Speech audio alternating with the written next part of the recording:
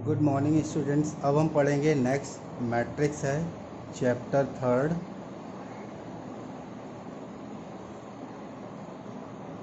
इसमें अब पढ़ना है मैट्रिक्स में। तो मैं आपको मैट्रिक्स के बारे में बता दूं कि ये किसी डाटा को कलेक्ट करने के लिए हमें रो और कॉलम से ही रिप्रेजेंट किया गया था। मैट्रिक्स को रिप्रेजेंट करने के लिए A is equal to a i j से रिप्रेजेंट किया जाता है, जिसमें capital A B C D यानी कैपिटल जेड तक ये आपके मैट्रिक्स को रिप्रेजेंट करेगा और इस कॉलम से ब्रैकेट से रिप्रेजेंट किया जाता है। ए i J number of elements कहलाते हैं, जिनमें आई रो को रिप्रेजेंट करता है, जे कॉलम को। कुछ इस तरह से बनाते हैं जैसे मैं आपको रफली बना के दिखा रहा हूँ। ये मैट्रिक्स का कॉलम हो गया जिस तरह से हम लिखते हैं। इसमें हम A11 A12 A13 and so dot dot A1 N तक लिख दिया। ठीक है। फिर इसी तरह मैं सेकेंड रो पे चलता हूँ। A21 A22 A23 and so dot dot A2N। या थर्ड रो पे चलूँगा तो A31 A32 and so A33 and so dot dot A3N। इसी तरह हम इसमें भी चल सकते हैं। M1 M2 M3 and so dot dot N type में मैट्रिक्स को ड्रॉ किया जा सकता है। तो ये इसकी मैट्रिक्स कहलाती है। ओके। जिसमें ये नंबर ऑफ रो कहलाती हैं R1 R2 R3 and so dot dot RM। इनको हम कहते हैं रो। ओके। एंड ये आपके कॉलम्स कहलाएंगे C1 C2 C3 and so dot dot CN। तो नंबर ऑफ रो और कॉलम से मिलकर ही मैट्रिक्स बनती है। ये आपके स्क्वायर फॉर्म में भी होती है, रेक्टेंगल फॉर्म में भी होती है। सबसे पहले हम पढ़ते हैं रेक्टेंगल मैट्रिक्स।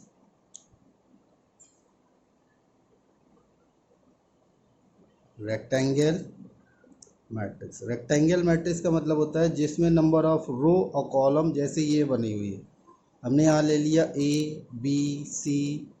ये आपकी एक मैट्रिक्स बनी है जो कि रेक्टेंगल फॉर्म में, या रो मैट्रिक्स भी बोलते हैं। या मैं यहाँ पे ले लूँ DEF। तो ये आपकी बन गई रेक्टेंगल फॉर्म में। इसमें 2 रो हैं और 3 कॉलम है। तो इसका ऑर्डर जो है हम इस तरह लिखते हैं 2/3। इसी तरह इस मैट्रिक्स का जो ऑर्डर था उसका ऑर्डर जो है वो M/N होता है, यानी रो इंटू कॉलम। ऑर्डर समझ में आ रहा है कि किसी मैट्रिक्स का ऑर्डर जो कहलाता है वो number of row into number of columns को ही रिप्रेजेंट करता है। या हम इस तरह से भी बना सकते थे कोई मैट्रिक्स ABCDEF। तो ये भी आपकी रेक्टेंगल मैट्रिक्स है जिसका ऑर्डर 3 × 2 है, यानी ये आपकी रेक्टेंगल मैट्रिक्स कहलाती है। रेक्टेंगल के बाद आते हैं स्क्वायर मैट्रिक्स। स्क्वायर मैट्रिक्स क्या होता है? स्क्वायर मैट्रिक्स कुछ इस टाइप में होगी जिसके नंबर ऑफ रो और नंबर ऑफ कॉलम सेम होंगे, तो ये स्क्वायर मैट्रिक्स कहलाती है। जिसका ऑर्डर 2/2 है तो ये स्क्वायर कहलाएगी। इसी तरह बी मैट्रिक्स अगर हम रिप्रेजेंट करें ABCDEFIGH, तो ये भी एक स्क्वायर मैट्रिक्स है जो कि 3/3 की है। समझ में आ रहा होगा रेक्टेंगल मैट्रिक्स का फॉर्म किस फॉर्म में होता है, स्क्वायर मैट्रिक्स का फॉर्म किस फॉर्म में होता है। फिर इसके बाद हम पढ़ेंगे इक्वल मैट्रिक्स। ठीक है। इक्वल मैट्रिक्स क्या होता है? इक्वल मैट्रिक्स ऐसी मैट्रिक्स जिसका ऑर्डर सेम हो वही मैट्रिक्स इक्वल कहलाती है। जैसे 1 2 3 4 5 6 इज इक्वल टू ABCDEF। इनका ऑर्डर दोनों का सेम है, तो ये आपका कैसी मैट्रिक्स कहलाएगी? इस इक्वल मैट्रिक्स कहलाती है। ठीक है। इक्वल मैट्रिक्स के बाद आते हैं हम यहाँ पर, हाँ आगे देखते हैं। इक्वल मैट्रिक्स के बाद आते हैं हम डायगोनल मैट्रिक्स। डायगोनल मैट्रिक्स क्या होता है उसके बारे में सीखेंगे।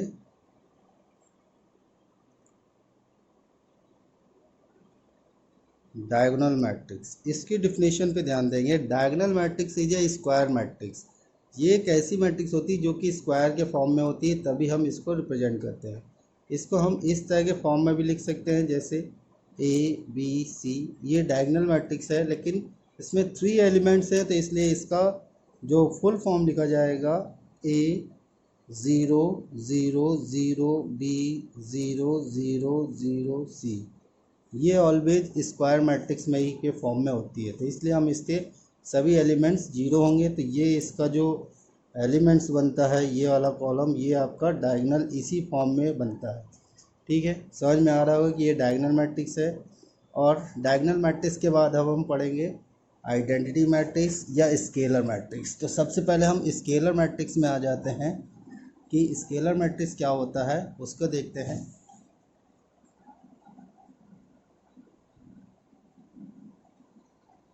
स्केलर मैट्रिक्स में भी कुछ ज़्यादा खास नहीं, बहुत सिंपल सा है।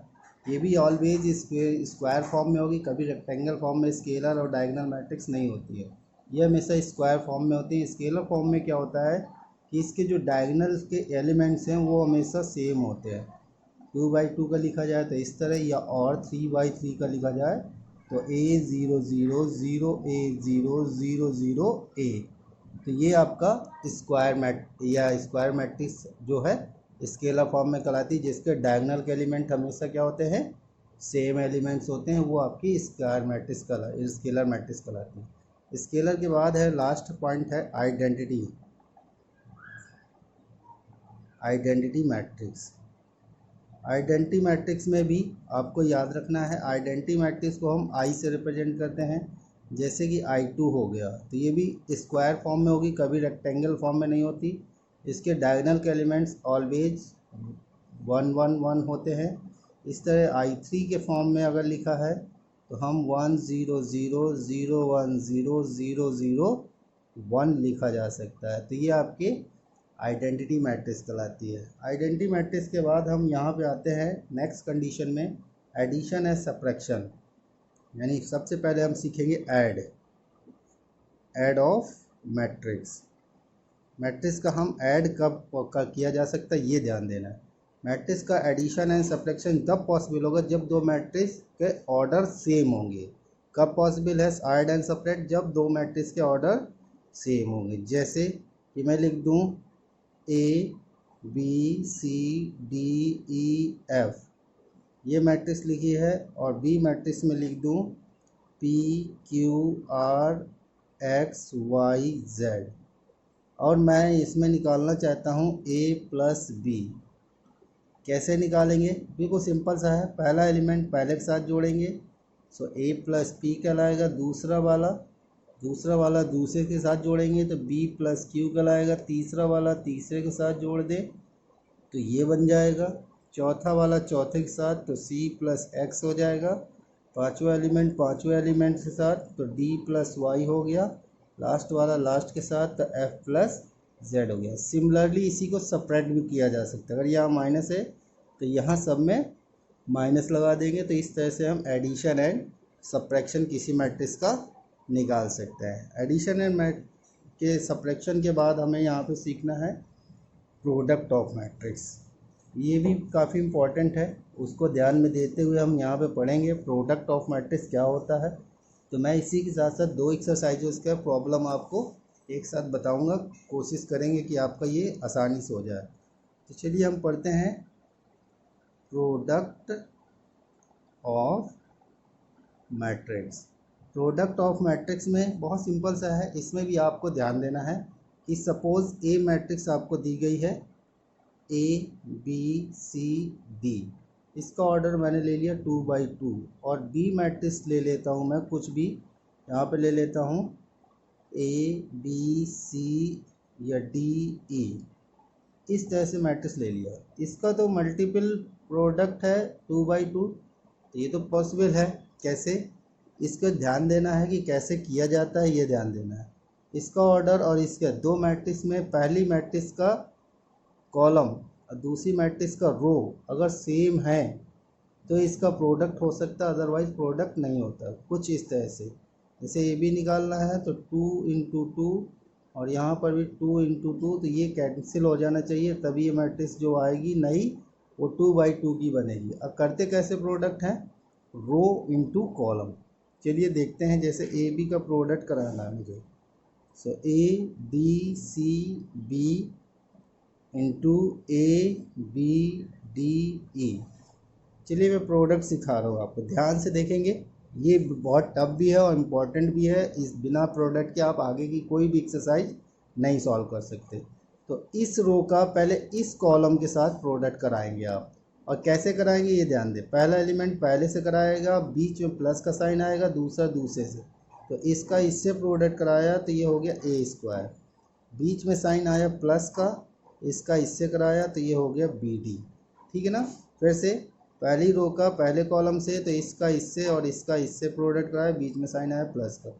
सेकंड रो, पहली रो का सेकंड कॉलम से कराएंगे, तो ये आ गया, अगले पॉइंट में लिखेंगे A B plus B E, इसका इसके साथ, इसका इसके साथ। ठीक है ना। अब हम इस रो को इसके साथ प्रोडक्ट कराएंगे, तो ये आएगा A C plus D square. Same उसी तरह ए सी का इससे, ए सी और डी स्क्वायर। फिर इसी का इस कॉलम से कराएंगे, तो B C plus D E. तो ये इस तरह से इसका प्रोडक्ट कहलाता है, कोई भी सेम ऑर्डर मैट्रिक्स का। अब मैं डिफरेंट ऑर्डर मैट्रिक्स का प्रोडक्ट करा रहा हूँ। कुछ मैं ले लेता हूँ, जैसे ए मैट्रिक्स में मैं ले लेता हूँ 1 2 3, जिसका ऑर्डर है 1 इंटू 3, और बी मैट्रिक्स ले लेता हूँ 4 5 6, जिसका ऑर्डर है 3 इंटू 1। अब ये देखना है कितने बाई कितने की मैट्रिक्स आपकी बनेगी जब हम ए बी निकालेंगे। तो देखें, ए बी निकालना है मुझे, तो ए का ऑर्डर है 1 इंटू 3, बी का ऑर्डर है 3 इंटू 1। ये कट गया, तो यानी जो मैट्रिक्स बनेगी 1/1 की मैट्रिक्स बनेगी, कुछ इस तरह से 1 2 3 4 5 6। तो यहाँ पर एक ही रो है और एक ही कॉलम है, तो इसका प्रोडक्ट यानी सिंगलटन मैट्रिक्स बनेगी, सिंगल मैट्रिक्स। तो इसका इससे कराया 4 हो गया, इसका इससे कराया प्लस लगा, बीच में 10 आ गया, इसका इससे कराया 18 हो गया, यानी इसको ऐड कर लेंगे तो 22 प्लस 32 आपका ये इस तरह की मैट्रिक्स बन जाएगी। अब मैं यहाँ पर अपोजिट करा देता हूँ, बी ए का प्रोडक्ट निकालना है मुझे। तो बी मैट्रिक्स में पहले लिखूँगा यहाँ पर 4 5 6, और यहाँ पर ए मैट्रिक्स लिखूँगा 1 2 3। तो अब मुझे पहले पता करना है कि कितने बाई कितने की मैट्रिक्स बनेगी। इसका ऑर्डर जो है 3 इंटू 1 है, इसका ऑर्डर 1 इंटू 3 है। तो पहले 3 इंटू 1 लिखा, फिर 1 इंटू 3 लिखा, तो ये कैंसिल हुआ, तो 3/3 की मैट्रिक्स बननी चाहिए। अब कितने बाई कितने की, 3/3 की। So B A is equal to, मैं इस रो का, ये सिंगल रो है, इस कॉलम से पहले प्रोडक्ट कराऊंगा। तो इसका इससे कराया तो यहाँ 4 लिख दिया, प्लस होगा नहीं क्योंकि अगला रो का एलिमेंट ही नहीं है। फिर 4 का 2 से कराया तो 8 हो गया, फिर 4 का 3 से कराया तो 12 आ गया। ये कंप्लीट हो गया। नेक्स्ट रो का फिर इस कॉलम से 5 10 15, 5 10 और 15। फिर नेक्स्ट रो का इससे 6 12 एंड 18, 6 12 एंड 18। तो ये बन गई ना 3/3 मैट्रिक्स। क्या, तो इस तरह से प्रोडक्ट हम किए जा सकते हैं। और भी ले लेते हैं कुछ और थोड़ा सा डिफरेंट टाइप में, फिर आप प्रोडक्ट करेंगे और नहीं आएगा तो आप पूछेंगे। जैसे हम ए मैट्रिक्स ले लेते हैं यहाँ पर 2 1 0 1, ये मैट्रिक्स ले लिया, और बी मैट्रिक्स ले लिया मैंने 1 2 3 0 4 5। इस मैट्रिक्स का ऑर्डर है 2/3 और इसका भी ऑर्डर है 2/3 और इसका ऑर्डर 2/2 है। तो अब मैं इस मैट्रिक्स का इसके साथ प्रोडक्ट कराना चाहता हूँ, ए बी। तो 2 1 0 1, और यहाँ पर 1 2 3 0 4 5। तो इसका मैंने लिखा 2/2, इसका लिखा भी 2/3। ये कटेगा तो जो मैट्रिक्स बनेगी 2/3 की बनेगी, यानी पॉसिबल है प्रोडक्ट। तो चलिए प्रोडक्ट करते हैं। इस रो का इस कॉलम से करना है, तो 2 1 जा 2, 1 का 0 से प्लस 0, फिर 2 इसी का इससे 4 प्लस 4, फिर इसका इससे 6 प्लस 5, फिर इसका इससे 0, इसका इससे, इस रो का करा रहा है इससे, तो 0 + 0, फिर इस रो का इससे तो 0 + 4, फिर इस रो का इससे 0 + 5, यानी आपकी मैट्रिक्स बन गई 2 8 11 0 4 5। ठीक है ना। अगर मैं बी ए निकालूँ तो कोई ज़रूरी नहीं कि प्रोडक्ट हो सके। देखें 1 2 3 0 4 5 इंटू 2 1 0 1, तो इसका ऑर्डर है 2/3, इसका ऑर्डर है 2/2।